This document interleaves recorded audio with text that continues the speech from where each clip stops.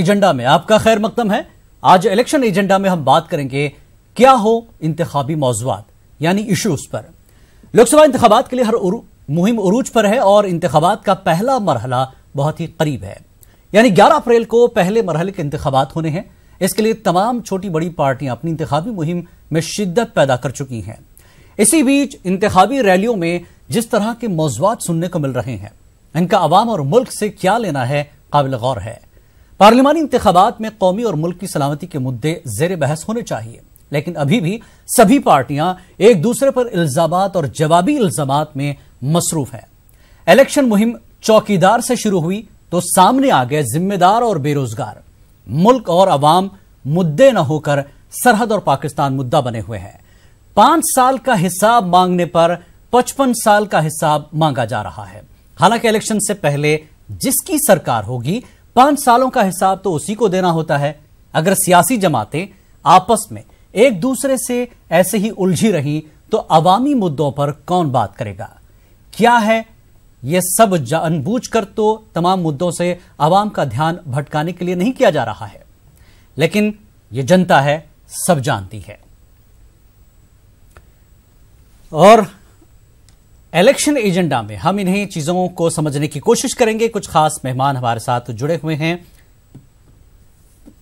ख्वाजा इफ्तिखार साहब जो कि तज्जिया निगार हैं, और दीगर मेहमान प्रिया शर्मा बीजेपी लीडर वो भी जुड़ जाएंगे, और हरीश रोगे जो कि तर्जुमान हैं कांग्रेस के। फिलहाल 2 मेहमान हमारे साथ जुड़ चुके हैं। आप दोनों का खैर मकदम है, इस्तकबाल है। हरीश रोगे साहब, चूंकि आपका ताल्लुक सियासी पार्टी से, हालांकि सवाल मेरा पहला बीजेपी से बनता था, पार्टी उन्हीं की सरकार में है। जिस तरह के मुद्दे, जिस तरह के मौज़ूआत इश्यूज इलेक्शन में उठाए जा रहे हैं, जनता से कितना जुड़ रही है पॉलिटिकल पार्टियां इंक्लूडिंग कांग्रेस, क्या कहेंगे हरीश रोगे जी? जिलानी साहब, आपने कहा कि सियासी पार्टियां कितने लोगों से जुड़ रही है, तो मैं आपको समझाना चाहता हूं, आपको बताना चाहता हूं जी कि शुरू से कांग्रेस पार्टी गए 70 साल से जो है वो लोगों के साथ और आम आदमी के साथ और देश के साथ में जुड़ी हुई है। 5 साल पहले हमारे नरेंद्र मोदी साहब जो है वो सत्ता पर आ गए। उस वक्त में उन्होंने जो वादे किए थे उस वादों के बारे में वो कुछ नहीं बोलते हैं। वो सिर्फ कहते हैं पाकिस्तान की बात, सिर्फ कहते हैं आतंकवाद की बात। और हमारे स्टेट में परसों आए थे, उनके पास में कहने के लिए कुछ भी नहीं था। उन्होंने 5 साल में क्या किया उसके बारे में उन्होंने कुछ नहीं किया। तो हमारे जो शरद पवार जो है एक बहुत पुराने नेता है, उनके बारे में, उनको फैमिली प्रॉब्लम्स के बारे में वो जाकर बोले। जब वो आंध्र में जाते हैं तो चंद्रबाबू नायडू के बारे में बोलते हैं। जब हमारे पूरे देश में जाते हैं तो सोनिया गांधी और राहुल गांधी और हमारा जो कांग्रेस पार्टी जो है उनके सिवा उनके पास में कोई विषय नहीं है। कहने की बात है, मतलब ये है कि आपने 5 साल इस देश के ऊपर राज किया है। ये तो आपने बोल दिया बीजेपी या मोदी जी क्या क्या बोलते हैं।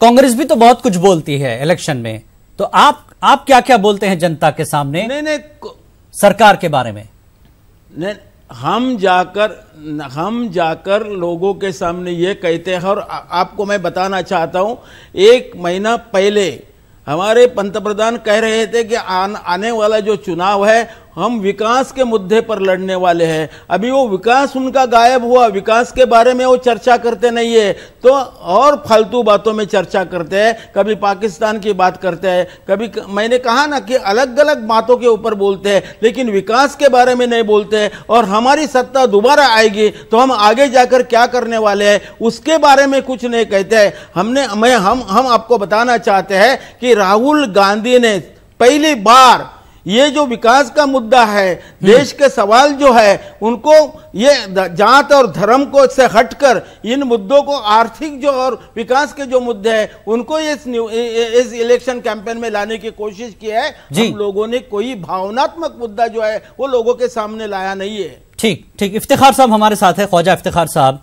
सियासी तज्जिया निगार हैं।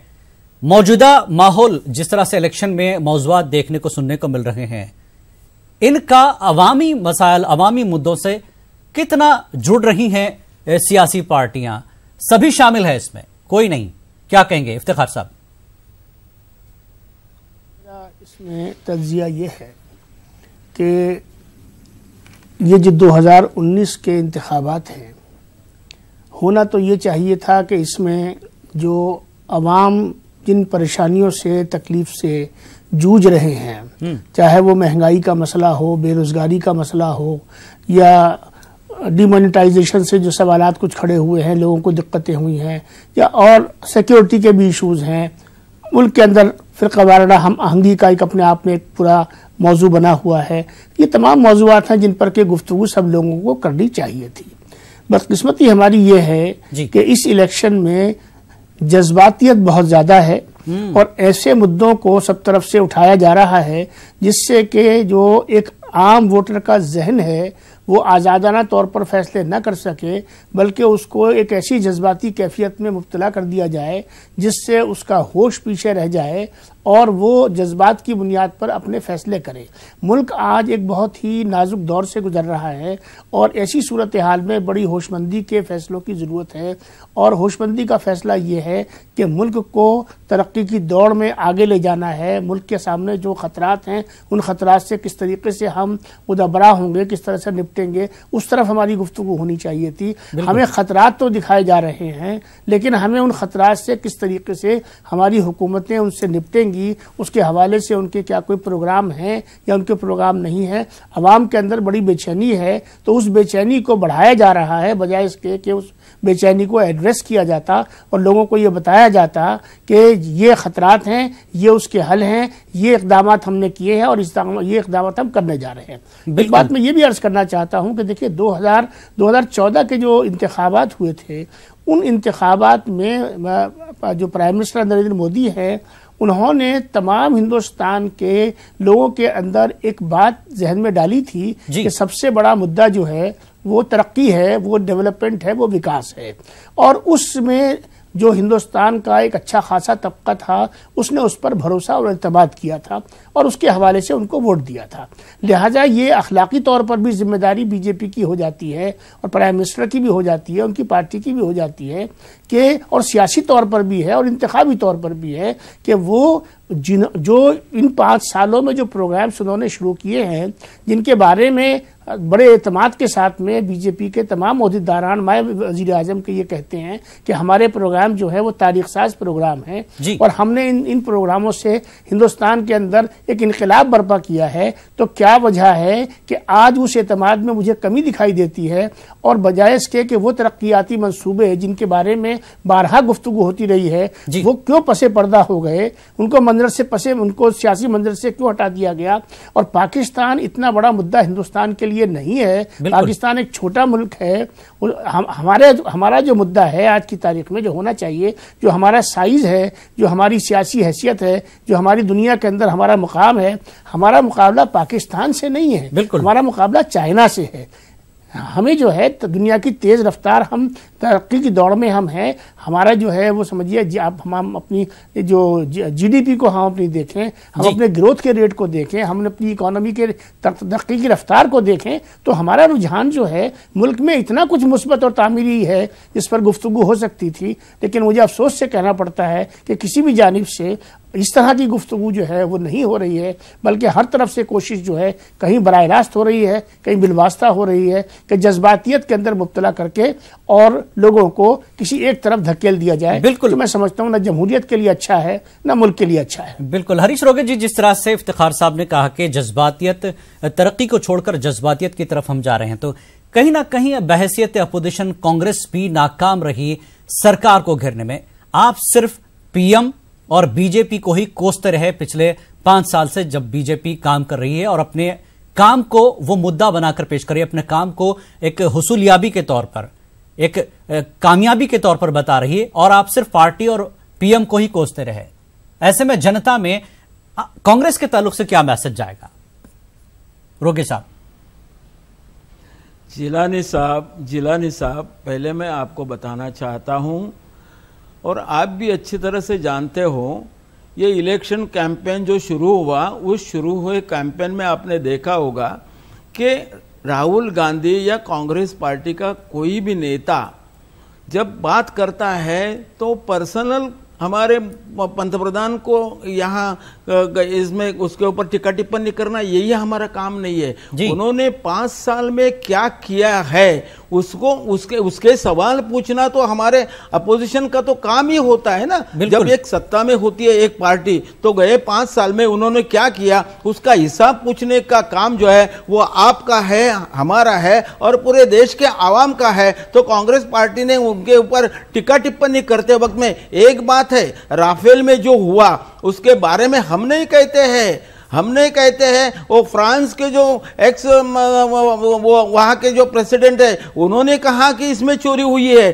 देश के लोग पूछ रहे हैं कि चोरी हुई है। और इसलिए राहुल गांधी जब कहते हैं कि हमारे जो पंतप्रधान है वो चोर है, ये जो भावना है ये हमारे देश के लोगों की भावना है। यही बोलते हैं चोर कहेंगे तो वो वाड्रा की चोरी सामने लाते हैं, यानी यही तो हुआ ना, एक दूसरे पे ही तो लगे हुए।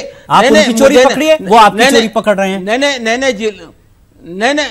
नहीं जिलानी साहब यदि वाड्रा ने चोरी की है तो देश के सामने लाने का काम जो है वो हमारे देश के शासन का है। उनका हाथ किसने पकड़ा हुआ है? गए 5 साल से सिर्फ वाड्रा ही नहीं तो बहुत सारे लोगों के बारे में हमारे पंतप्रधान और भारतीय जनता पार्टी के लोग कह रहे हैं कि ये चोर है, वो चोर है, वो चोर है, लेकिन अभी तक किसी को सामने लाना या वो शासन के न्याय व्यवस्था के सामने लाने का काम अभी तक उन्होंने नहीं किया। उनको किसने पकड़ा है? सभी मशीनरी उनके हाथ में है। आज जितने भी संवैधानिक संस्था है उनको अपने हाथ में लेकर उनके ऊपर दबाव डाल के अपने काम करने का जो काम है वो हमारी भारतीय जनता पार्टी और हमारे पंतप्रधान कर रहे हैं। ये आप भी अच्छे तरह से देखते हो। रिजर्व बैंक को उन्होंने छोड़ा नहीं है, जो हमारी सीबीआई उनको छोड़ा नहीं है, कांग्रेस इलेक्शन कमीशन को छोड़ा नहीं है। सभी के ऊपर दबाव लाकर ये जो हमारे संवैधानिक संस्था है। लेकिन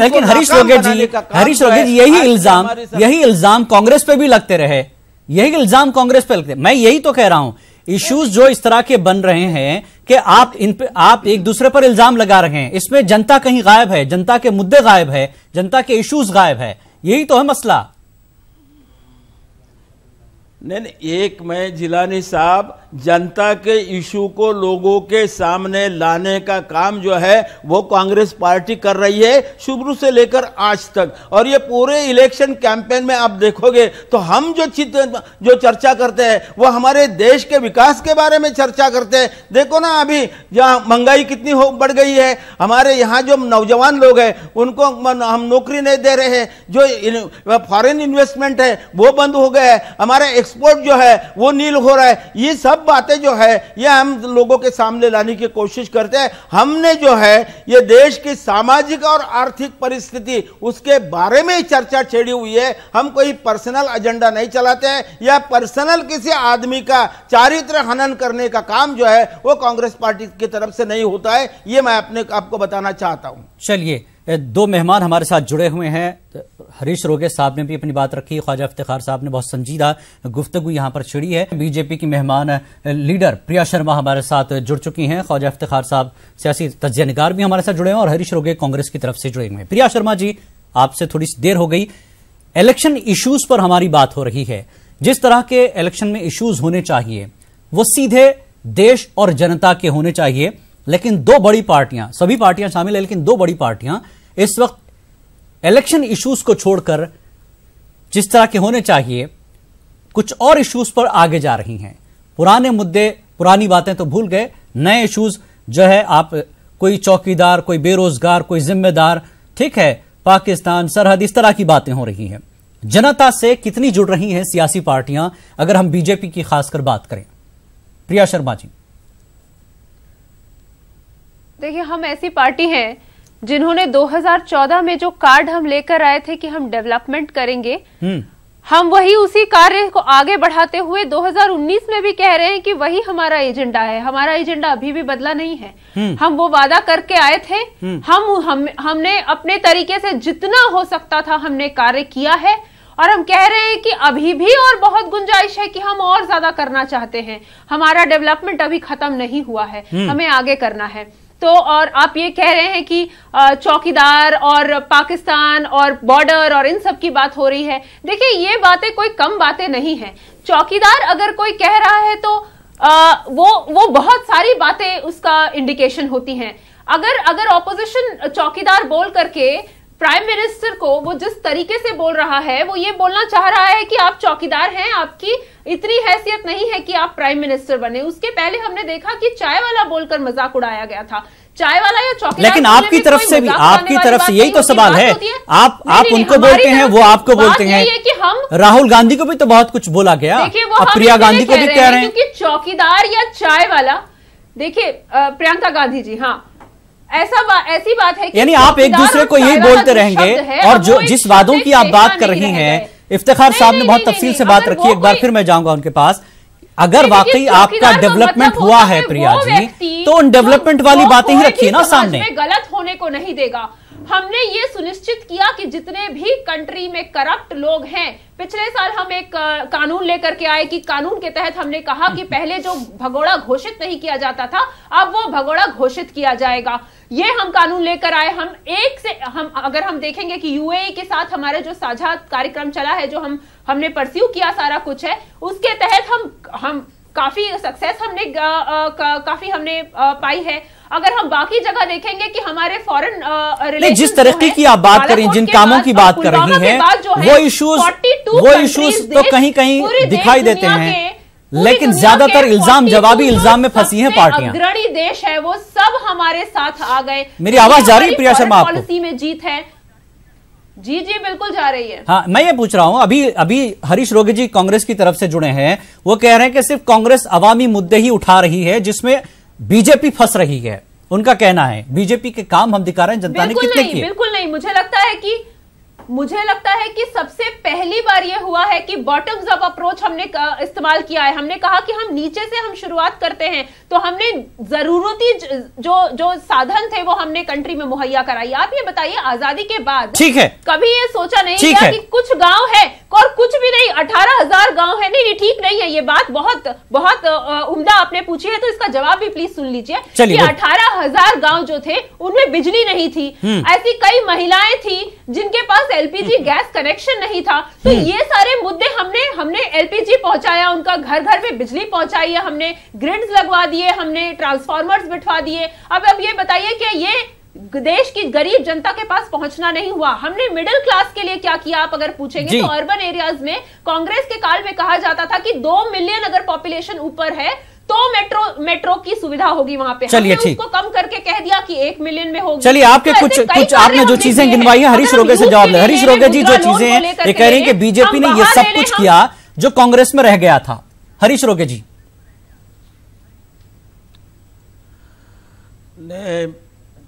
शर्मा जी, हमारे प्रिया शर्मा जी, आपने कहा कि लोग चाय वाला कहते हैं, चौकीदार कहते हैं।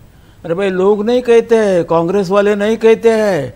खुद हमारे पंतप्रधान नरेंद्र मोदी जी ने कहा कि मैं चाय वाला हूं, चाय पे चर्चा। हाँ, ये तो उनका कार्यक्रम था, उनका इवेंट था। मैं तो देश का सौदागर हूं, ये हम नहीं कहते हैं, वो खुद जो है हमारे पंतप्रधान नरेंद्र मोदी जी ने कहा था। और रही बात आप लोगों ने जो कार्यक्रम लिया विकास का, सौदागर हूं, ये कभी नहीं कहा था। माफ कीजिएगा, ये गलत बात है। उन्होंने कभी ऐसा अभी नहीं कहा। एक देश का मैडम जी जब आप बात कर रही थे तो मैंने आपको बीच में नहीं टोका। अभी आपको जब बात करनी होगी तब जब मैं मुद्दा रखूंगा उसको आपको नहीं। अरे भाई, चर्चा करनी है तो ठीक ढंग से कीजिए ना। जब बात कर, आप ठीक है रोगे जी बोल लीजिए। आप जब पूरे देश ने सुना है, आपने नहीं सुना होगा। एक्चुअली गलत बात आप ना कहें। पूरे देश ने सुना है, गलत बात नहीं कहेंगे। उन्होंने ये नहीं कहा, ये नहीं, अरे देश ने नहीं सुना और किसी ने नहीं सुना। कांग्रेस पार्टी के लीडर्स के अलावा आप भाई साहब, आप किसी ने और नहीं सुना। उन्होंने कभी नहीं कहा कि मैं देश का सौदागर हूं। सौदागर आप लोग कहते थे, आप कहते थे मौत का सौदागर है। और जी रोगे जी आगे बढ़िए, रोगे जी आगे बढ़िए। प्रिया उनको पहले सुन लीजिए, प्रिया सुन लीजिए। जी रोगे जी। जी बस फैक्चुअली गलत बातें ना कहें वो। प्रिया जी, ये भारतीय जनता पार्टी वालों की यही आदत बन गई है कि उनके सामने कुछ कहने के लिए नहीं होता है तो बीच में दूसरों को टोकने का। ठीक है, आगे बढ़िए शर्मा, रोकेश जी आगे बढ़िए, हरीश जी आगे बढ़िए। मैं बढ़ रहा हूं ना, मैं बढ़ रहा हूं ना। हाँ ठीक है। आपने कहा था 5 साल पहले अच्छे दिन आए गए, देश में अच्छे दिन आए गए, आ गए। और उस वक्त में आपने कहा था कि हमारी सरकार आएगी तो प्रदेश में जितना भी काला धन है वो 100 दिन के अंदर हम देश में लाएंगे और ऐसे ही 15-15, 20-20 लाख रुपया हर भारतीयों के खाते में जमा कर देंगे। अभी लोग पूछ रहे हैं आप लोगों को, हमारी सरकार आएगी तो हर साल में 2 करोड़ रोजगार हम बनाएंगे। अभी 5 साल हो गए तो 10 करोड़ रोजगार होना चाहिए, लेकिन आज क्या हो गया रोजगार का?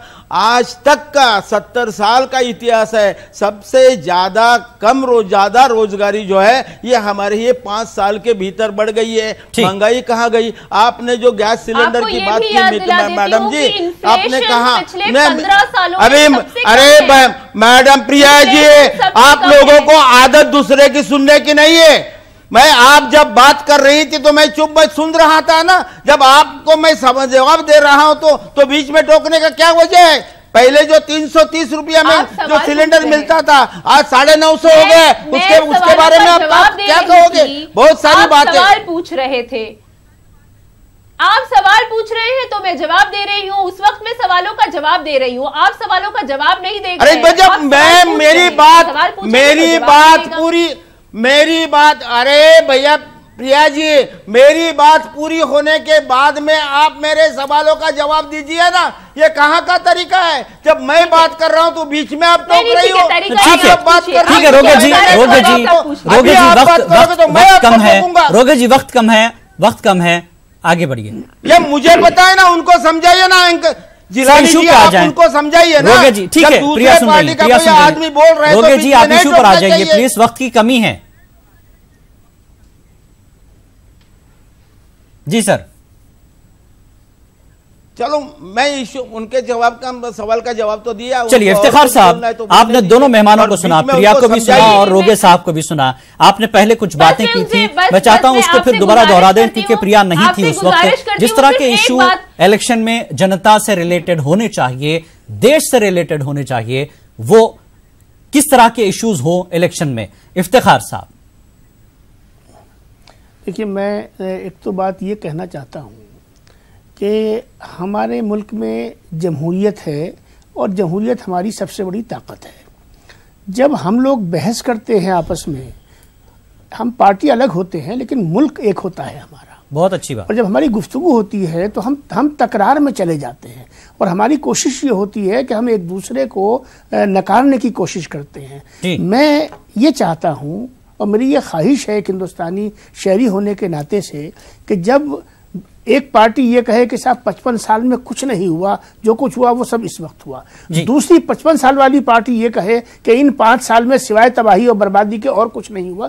ये जो मिजाज हमने बना लिया है, सच्चाई ये है कि 55 साल में हिंदुस्तान अब तरक्की की दौड़ में एक मुकाम पर आकर खड़ा हुआ। इसी तरीके से इन 5 सालों में भी कोई भी हुकूमत हिंदुस्तान में ऐसी नहीं आती कि जो हिंदुस्तान के मफादात के खिलाफ काम करती हो, हिंदुस्तान को नुकसान पहुंचाने के लिए काम करती हो। बिल्कुल, भले ही हमारे सियासी नजरियात अलग हों, बहुत अच्छी बात की इफ्तिखार साहब ने, भले ही सियासी नजरियात अलग हों लेकिन देश एक है और इस एक देश के लिए इशू भी एक जैसे हों और वो सारे मफादात अवाम और मुल्क के लिए हों। बहुत बहुत शुक्रिया प्रिया, आप देर से आई, आपका भी शुक्रिया ख्वाजा साहब, आपका भी शुक्रिया, हरीश रोगी जी आपका भी बेहद शुक्रिया जिस डिबेट में शामिल होने के लिए।